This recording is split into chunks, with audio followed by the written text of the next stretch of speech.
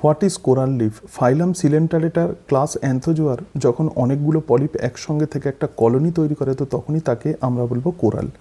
তো কোরাল মানে হচ্ছে পলিপ প্লাস স্কেলিটন। তো এক্ষেত্রে পলিপ ক্যালসিয়াম সমুদ্র থেকে নেয়। এবং হোয়াট ইজ কোরাল? ফাইলাম সিলেন্টারেটার অন্তর্গত ক্লাস অ্যান্থোজোয়ার অনেকগুলো পলিপ যখন একসঙ্গে থাকে তো তখনই তারা কোরাল তৈরি করে। এবং এক্ষেত্রে দেখতে পাচ্ছ যে অনেকগুলো পলিপ এবং এই অনেকগুলো পলিপ একসঙ্গে থেকে একটা কলোনি তৈরি করছে, তো একেই আমরা প্রধানত বলবো কোরাল। তো কোরাল প্রধানত পলিপ এবং তার সঙ্গে সঙ্গে তাদের সিক্রেটেড স্কেলিটন দিয়ে তৈরি হয়।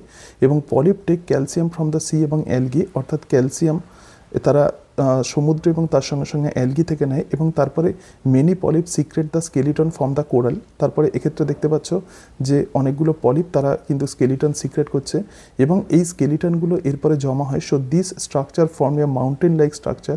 তো একেই আমরা বলবো কোরাল লিফ। এবং কোরাল লিফ তৈরি হতে অন্তত মিলিয়ন ইয়ার্স সময় লাগে। Thank you.